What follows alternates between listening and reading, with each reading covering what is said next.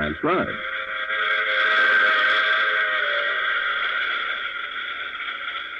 The Mutual Broadcasting System presents The Mysterious Traveler. Written, produced, and directed by Robert A. Arthur and David Copen. And starring one of radio's foremost actors, Cliff Carpenter, in Murder in 2952.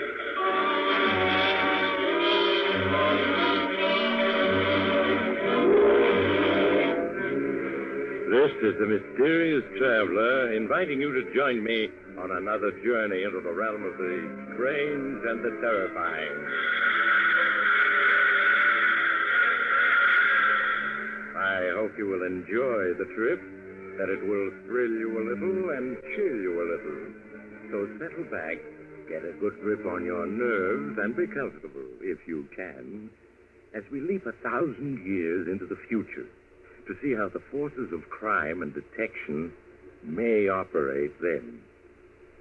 It's a story I call Murder in 2952.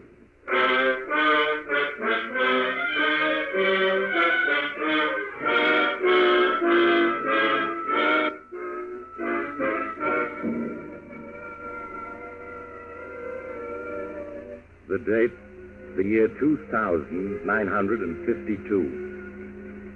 Mankind has colonized the planets Venus and Mars and is mining uranium on Mercury while making trips of exploration to the more inhospitable celestial bodies, Saturn, Neptune, and the moons of Jupiter. But still, life is not so different from life today. There are still men and women, which means love, jealousy, hatred. And there are still crimes and criminals, which means a police force. People still live in houses, even though they're very different from the ones we know. In the living room of one of these houses, a young woman is playing an ancient tune on an ancient musical instrument to an appreciative audience of one, John Malawan, a field researcher for the World Biological Institute.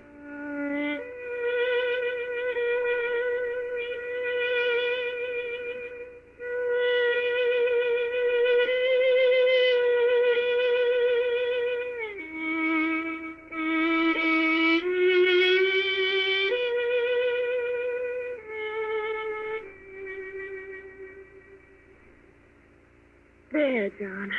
How did you like it? I liked it very much, Trina. But I never heard it before. What in the world is it? It's so different from the music I'm used to. Oh, it's at least 1,000 years old. Maybe older. I found the score in the musical section of the Library of Congress. You play it very well. Oh, I'm glad you think so. I hope Randy will like it. Randy Morgan? He doesn't go in much for music, does he? Oh, Randy doesn't go in for music at all. I wish he did. But it's just because he's never been exposed to it. He'll learn to like it yet. Any man would if you played it for him.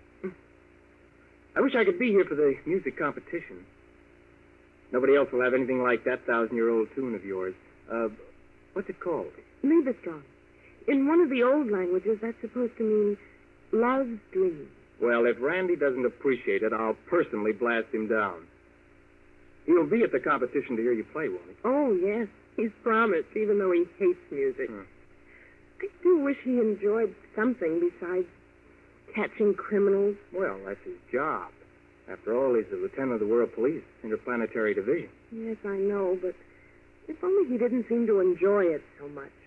Catching murderers and space pirates. And... Well, I'm being silly. He's nice. Sure he is. Also very handsome. Yes, he is, isn't he? Well, John, you'll be much longer. Time's getting short. Oh, there's Dad. He's waiting for you. I'll be right in, sir. Guess I've got to say goodbye for a few months. I'll miss you, John. We always had so much fun. Do be careful, won't you?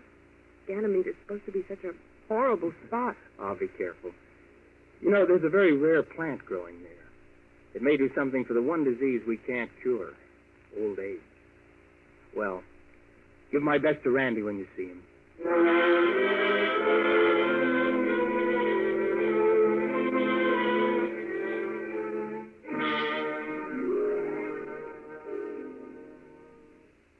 again, immediately, John. Leaving the field clear for Lieutenant Randolph Morgan to marry my daughter. Well, I guess that's how it is, Professor Fergus. She's in love with him. He's in love with an illusion, John. An illusion 6 feet tall, broad-shouldered, beautiful teeth. An illusion that can dance the Venusian jump perfectly.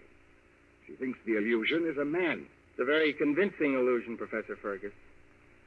Randy Morgan is everything that I'm not. I can't blame Trina for preferring him. Yes, you're a cerebrotonic type. Intelligent, skinny, stoop-shouldered, nearsighted, and twice the man Randy Morgan is. Well, thank you, Professor, but I don't think you're being quite fair to Randy. After all, I know all about Morgan, John. I tell Trina, but women are one thing that haven't changed in the last 1,000 years. When they think they're in love, the devil himself can't convince them that they're wrong about a man. Well, I hope she's not wrong, sir. If I thought there was a chance for me, but I know there's not. I'm not so sure. What if Morgan were out of the way? What do you mean, sir? I've been quietly investigating. I have some facts that would get him dismissed from the service, maybe jailed. For one thing, he's a dream apple addict. Randy eats Martian dream apples? Oh, that can't be, sir. Why, those things are worse than heroin or cocaine. I have the proof. So, John, Randy Morgan may be removed from the scene after all. Professor Fergus. Yes, John? Take my word for it. You'll just make Trina hate you. She'll believe all the evidence was framed. Framed? It's an old word meaning falsified. She's in love. You yourself said a woman in love can believe no wrong about a man. Nevertheless, I'm going to the authorities. So, John, if you could possibly stay on Earth for a few weeks. I wish I could. But the harvest season on Ganymede won't wait. I have to blast off tonight. Goodbye, sir. I'll be back as soon as I possibly can.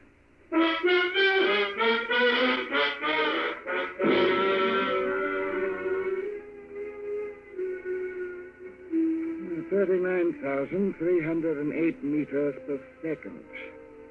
Now, let's see, add to that a trajectory of beta over 3.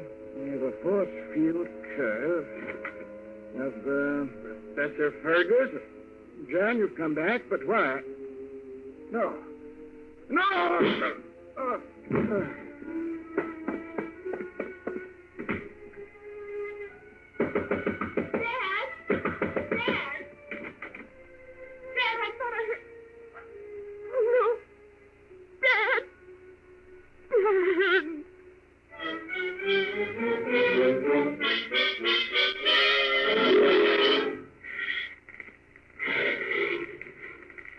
John Malawan, field researcher speaking. This is my final transcribed report on my 47th day in this Ganymedian jungle. I am almost ready to blast off, but an hour ago, a small police rocket sat down in the dense jungle about half a mile away. And now I see a man approaching. He seems familiar. He looks like... Why, it's Randy Morgan. John Malawan. Randy! So it is you. Well, what the devil are you doing here? I'll tell you in a moment. Well, John, so this is your hideout. My hideout? What do you mean? A very clever old man. It's taken me 5 weeks to track you down in this planetary jungle. What do you mean, track me down? I'm here on an official mission. That's what I mean by very clever. It gave you the perfect excuse for hiding in a rotten jungle. Randy, are you woggy? I'm not hiding. Oh, no? Most murderers do hide, you know. Murderers? Oh, now listen, Randy. You listen. I'm officially placing you under arrest for the murder of Professor Fergus just before you blasted off from Earth. Professor Fergus murdered? If this is some kind of a joke... This stun gun is no joke. Make a move to resist and I'll paralyze you. You're crazy. So you are a dream apple addict. I warned you. All right, John, you can see and hear, but you can't move. I'm bringing my patrol rocket over here and loading you on board. You're going back to Earth with me in chains. And I rather think that you'll wind up in the old-fashioned gas chamber for committing willful murder. I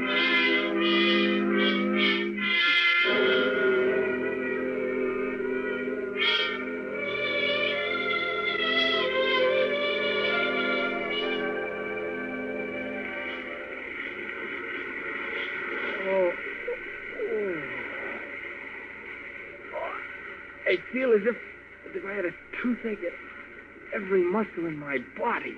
Coming out of it, are you? Those are muscle cramps from the stun gun paralysis, John, in case you've never had them before. Oh, I never have. I suppose you dealt them out often, though. A few hundred times, that's all. Here's something to make you forget your troubles. Catch. What is it? Just a little fresh fruit. Make you feel better. Fresh fruit. It's 1 pound of dynamite. This is a Martian dream apple. So what? It'll take away your ache, make you feel like 1,000,000 credits. Here, I'm having one, see? Wouldn't harm a baby. So Professor Fergus was right. You are an addict. Oh, Fergus was in his second childhood. By the way, what was your motive for killing him? For killing him? Randy, what is this all about? Is Professor Fergus really dead? You should know you bashed in his head with a rocket control lever from your own rocket. That's nonsense. He was fine when I left him. Now, what happened? Keep it up, John. It's a good impersonation of innocence. But all the same, that chain around your ankle doesn't get unlocked until we blast in on Earth. Very ingenious way to keep me confined. I can't quite reach you, or the rocket control board. But I still have some freedom. No, I can see this chain won't come off. All right. I'm not going to make any fuss. Now tell me what happened. Well, half an hour after you went into her father's library, Trina heard a groan and a fall. She hurried in, and there was the poor old boy dead on the floor. She ran to the front door screaming for help, and I was just coming up the walk. I had a date to see her, fortunately, and I took charge of the case. I can just see it. Amazing how you just happened to be there. Very lucky, wasn't it? Well, Fergus was dead, but I had some of our technical crew bring over our finest instruments. With the atomic pressure recorder, we analyzed the stresses still present in the molecules of the air in the room. And we were able to reconstruct Fergus's last words before he died. And what were they? I took off a recording and brought it along so you'd see that your case was hopeless. Here, I'll play it for you. John, you came back? But why? No. There you have it, John. Testamentary evidence by the victim himself to your guilt. How did you fool him, Randy? How did you make him think it was I? Oh, John, I don't know what you mean. You go in for amateur theatrical. It gives you a chance to show off that handsome physique. Easy for you to imitate my voice well enough to fool a deaf old man. A pretty weak defense, John. You'll really have to do better than that. He did have evidence that would get you court-martialed, so you killed him. And being a world police officer, it was easy enough to falsify the evidence to make me look guilty. Especially since you assumed charge of the case. A world police officer falsify evidence? Why, John, you know we are absolutely incorruptible. Until you start using dream apples. After that, the ordinary rules don't apply. Dream apples remove all moral sense, give delusions of grandeur, and eventually cause hopeless insanity. They're perfectly harmless, as you'll see when you eat that one I gave you. I'll never eat it, Randy. I think you will. It's a 3-week trip back to Earth, and you're getting nothing else to eat or drink. By the time we blast in, you'll want nothing else. It won't work. I'll hold out. Against hunger, maybe, but not against thirst. 2 days from now, you'll eat it. After all, why not? If you're going to die, you might as well die happy. You've constructed a very tight case against me, haven't you? I think it'll hold up. We have Fergus's dying words and the weapon, which we found in the bushes between the house and your rocket. Your spare rocket control handle. Which you must have stolen. But one thing you haven't got. That's a motive. John, by the time we hit Earth, you're going to be a confirmed Dream Apple addict. And Dream Apple addicts don't need motives. Remember?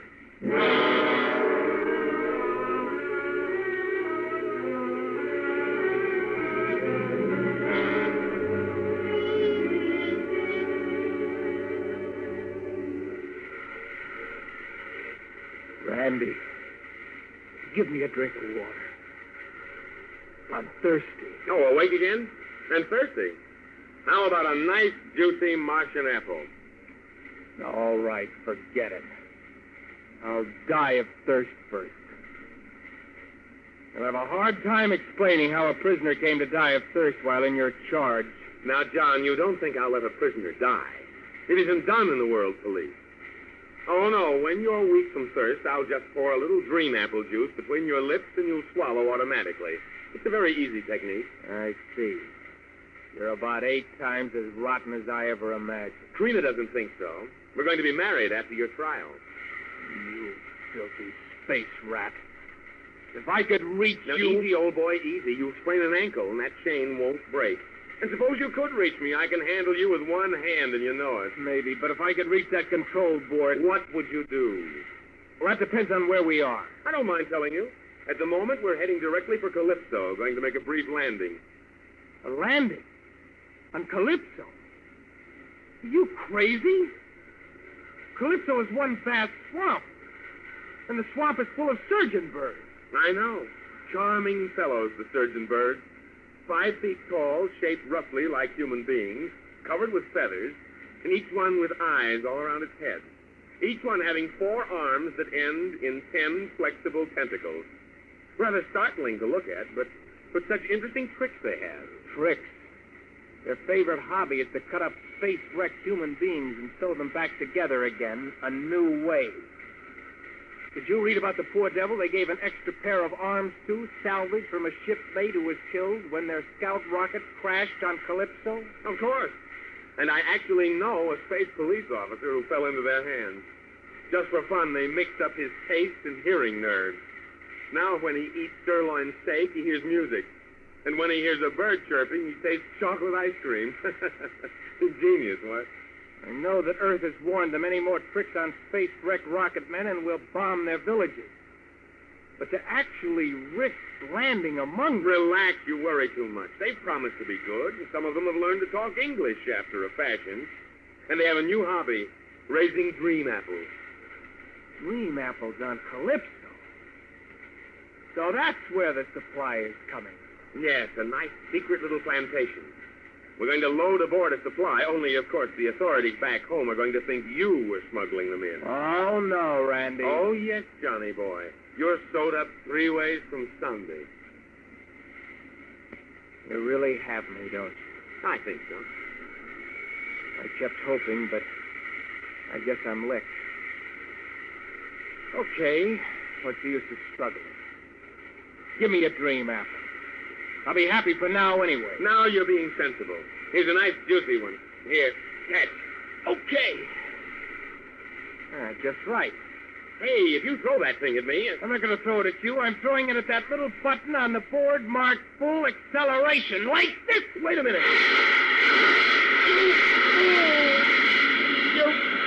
You cut in full blast velocity. I can't move.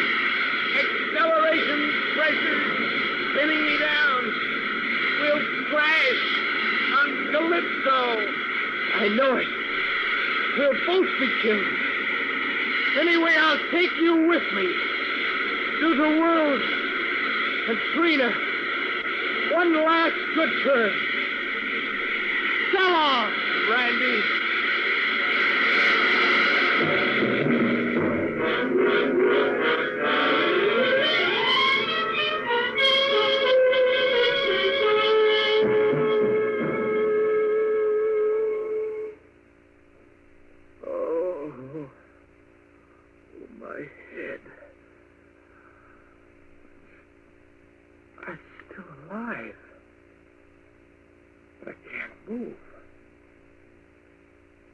See. Do not be distressed. It will not hurt long. Who's that? It is Recreal who speaks.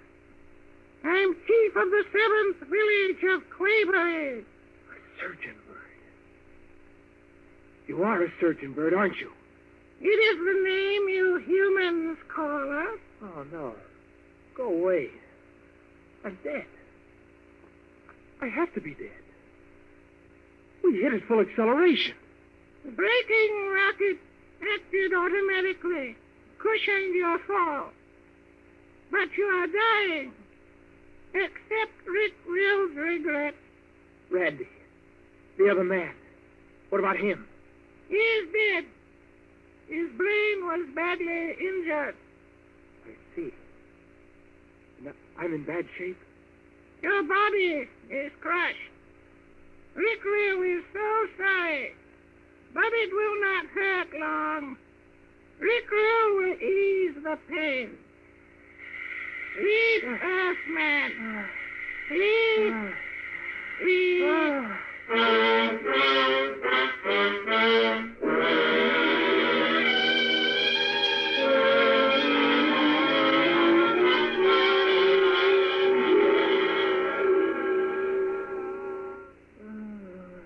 Matt! Handle! Come, quickly! The Earthman is waking. Slept a long time. Good Lord. Surgeon birds. 3 of them. Do not be afraid. You're well. You've slept for 27 Earth days. 7 days. But I was dying. You said I was badly crushed. We saved you. Please accept apology. Rick Will, really sorry. Sorry? You saved my life. We break the law. We operate on you. As long as you saved my life, I'm not complaining. But what about the other man? He's dead. We could not save him. The brain, it was injured. You see, so I'm alive, and Randy is dead. But I'm still framed into a murder charge. Excuse. We must hurry away. The rocket is landing. We are going to hide. We do not want to be punished. But I tell you, you won't be punished for saving my life. You will be angry. So we must hide. We will put you to sleep until your friends come. But listen, Then you cannot tell where we hide.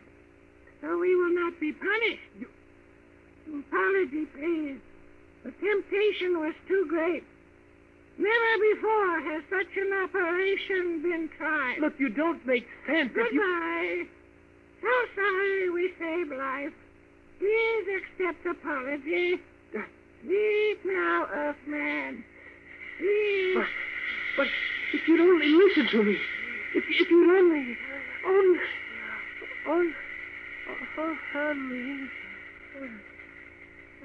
He sleeps. Come, we must go. You'll be angry. I know he will. Earthmen get angry so easily.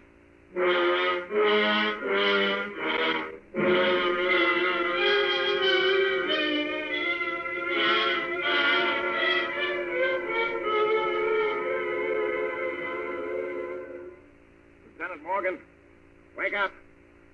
Wake up, Lieutenant. Wake up. That's it. What? You're coming out of it. How do you feel? You're Captain Phillips of the World Police. I know you. Of course you do. You ought to. I'm your superior officer. My superior officer? Of course. What's wrong, Randy? Or don't you remember that you're Lieutenant Randy Morgan? Me? Randy Morgan? Look, are you crazy or am I? I'm John Mallowan. You're the one who's crazy.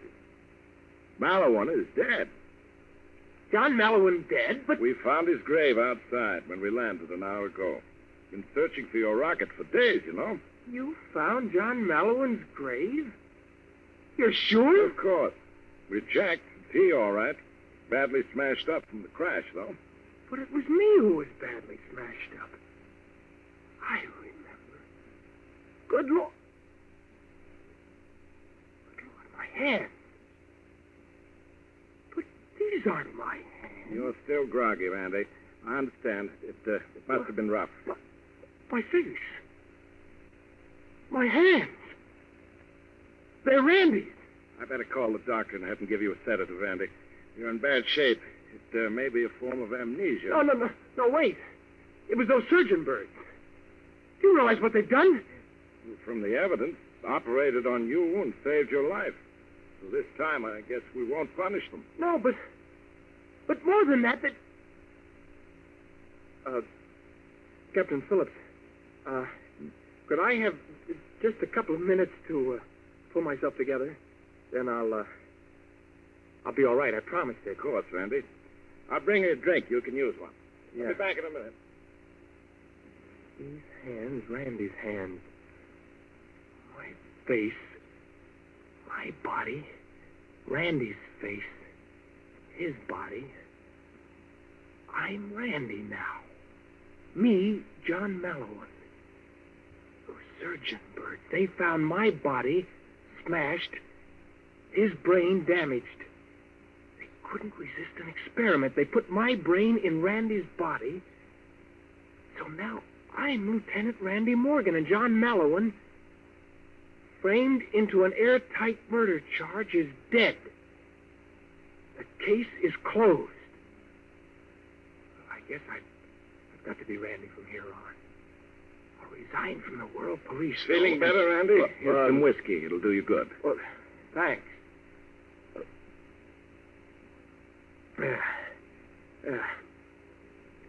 Well, I feel better now. Good.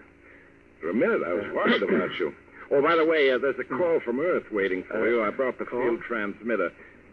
You can talk to her here in private if you want. To her? I think you know whom I mean. I'll be outside. Well, bring the transmitter along when you're through. Certainly, sir. Hello? Oh, Randy. Randy, darling, are you all right? Trina. Yes, I'm fine. Oh, I'm so glad, so glad. But poor John. Did he really kill Father? Yes, Trina. The guilty man has paid for his crime. And you'll be back soon, Randy? As fast as the rocket can make it. I have a lot to tell you. Some things to explain to you. I'll be waiting, darling. But, Randy, they said you were hurt. Had to be operated on. And your voice sounds different. Are you sure you're all right? Yes, Trina. You'll find that I'm a little changed, but I think you'll like the change. The operation was a great success.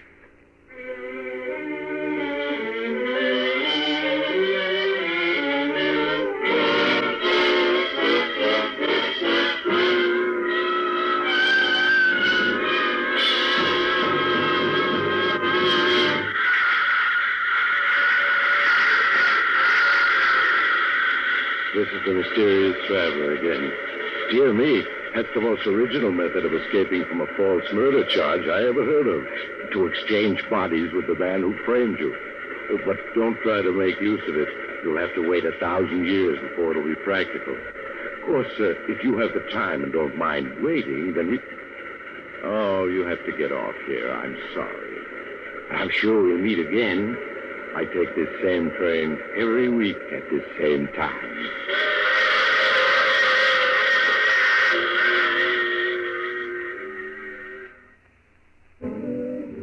You have just heard The Mysterious Traveler. Now you can enjoy other tense and exciting stories of The Mysterious Traveler in the current issue of The Mysterious Traveler magazine, now available.